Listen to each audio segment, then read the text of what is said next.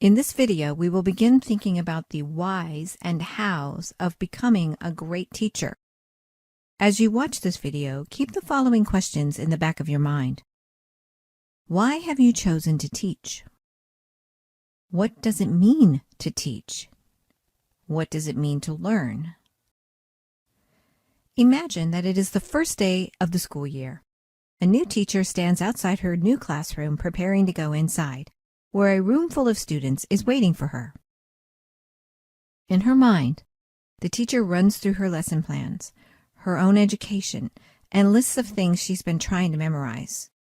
Thoughts of self-doubt crowd her mind, and she begins to question her own capability.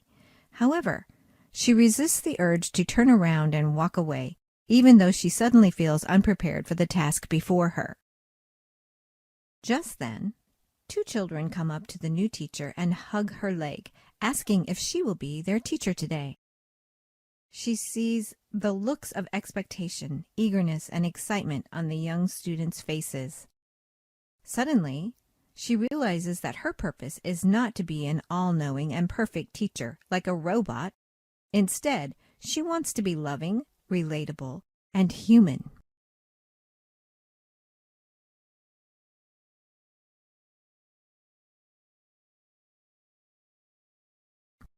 The teacher enters the room where her other students are waiting for her.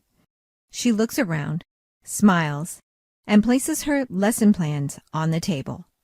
She grabs a book, sits on the floor with the students, and immediately begins talking to and reading with the children. This wasn't in her carefully planned lesson, but the students are happy, and so is she. Now, think about your own very first day of teaching. Can you relate to any of the example teacher's feelings? Did you feel nervous, scared, inadequate, or completely unprepared? Don't worry, this is totally normal. No two students learn exactly the same way, which makes the art of teaching incredibly challenging to master, but incredibly rewarding once you do. In this textbook, you will learn that there is simply not one best way to teach every student. However, you will learn many different practices and methods that will help you adapt to any classroom. You will learn how to determine your purpose for teaching and your own personal pedagogy. You will determine your best teaching styles based on your own education, life experiences, interests, goals, and personality. You will also learn how to figure out your students' learning styles. You will learn the importance of staying adaptable, since often your teaching style may not work well with a student's learning style. Similarly, you will learn how to balance your ideal learning environment with the existing learning environment.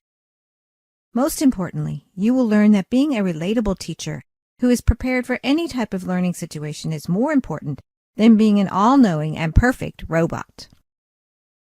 Think about the teacher preparing for her first day and compare it to the feelings you have about your own first day of teaching, whether it happened long ago or has yet to occur. Apply these feelings to the questions asked at the beginning of this video.